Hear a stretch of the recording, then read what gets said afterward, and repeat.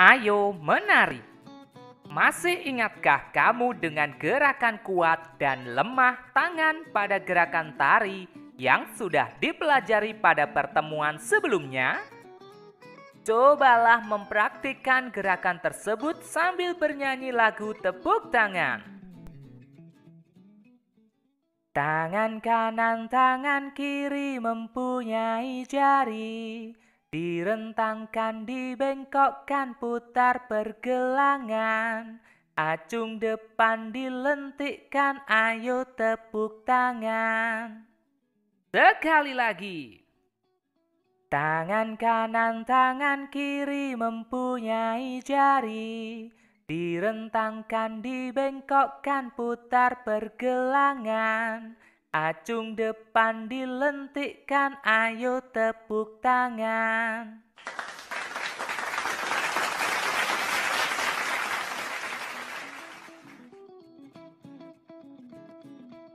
Bagaimana perasaanmu saat menari? Dapatkah kamu mengikuti semua gerakan sesuai contoh yang diberikan? Berlatihlah dengan tekun agar kamu dapat menari dengan baik. Selanjutnya, ayo berlatih. Dapatkah kamu membuat contoh gerakan tangan yang kuat dan lemah pada sebuah tarian? Bekerjalah secara berkelompok, lalu diskusikan mengenai gerakan yang akan kamu ciptakan. Gerakan yang kamu ciptakan dapat menirukan gerak benda yang ada di sekitar. Tampilkan hasil kreasi kelompokmu di depan kelompok lainnya. Untuk dapat menari dengan baik, kamu perlu banyak berlatih. Menjaga pola makan juga penting agar badan tetap sehat. Dengan badan yang sehat, kamu dapat melakukan gerakan tari dengan baik. Perhatikan, berikut ini adalah hasil kreasi teman-temanmu. Cicak-cicak di dinding, diam-diam merayap. Datang seekor nyamuk, hap, lalu ditangkap.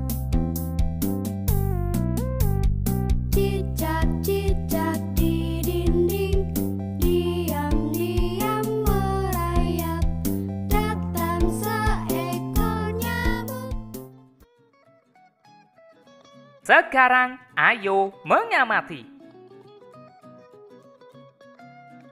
Makanan penting untuk kesehatan. Makanan sangat berpengaruh terhadap pertumbuhan dan perkembangan manusia. Makanan yang penting untuk pertumbuhan dan perkembangan adalah makanan yang menyehatkan dan bergizi. Berikut makanan yang menyehatkan dan bergizi. A. Makanan pokok, misalnya nasi, kentang, jagung, roti, ubi, dan sagu. B. Lauk pauk, misalnya daging, ikan, tahu, tempe, telur, dan cumi. C. Sayur-sayuran, misalnya kangkung, bayam, wortel, dan buncis. D. Buah-buahan, misalnya jeruk, apel, anggur, pisang, dan jambu. E. Susu, misalnya susu sapi dan susu kambing.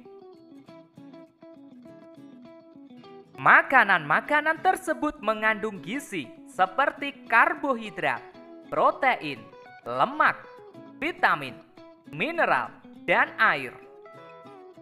Karbohidrat terdapat pada makanan pokok. Protein terdiri atas dua jenis, yaitu protein hewani dan protein nabati. Protein hewani adalah protein yang berasal dari hewan, misalkan ikan, daging, susu, keju, dan telur. Protein nabati adalah protein yang berasal dari tumbuh-tumbuhan, misalkan tempe dan tahu. Vitamin banyak terdapat pada sayur-sayuran dan buah-buahan. Mineral banyak terdapat pada ikan, sayur, dan susu. Jagalah makanan yang kita makan agar selalu bersih dan menyehatkan. Makanan yang bersih, menyehatkan, dan bergizi akan membantu pertumbuhan dan perkembangan manusia dengan baik. Sekarang ayo menulis. Amati gambar makanan berikut ini. Beri tanda centang pada makanan yang sebaiknya dimakan setiap hari. Beri tanda silang pada makanan yang sebaiknya dimakan sesekali saja atau bahkan dihindari. Tuliskan pula alasan pada tempat yang tersedia. Buah-buahan. Apakah sebaiknya dimakan setiap hari? Ya. Buah-buahan mengandung vitamin yang dibutuhkan tubuh setiap hari. Permen. Apakah sebaiknya dimakan setiap hari? Tidak. Kandungan gula pada permen sangat tinggi dan tidak baik untuk kesehatan jika dimakan setiap hari.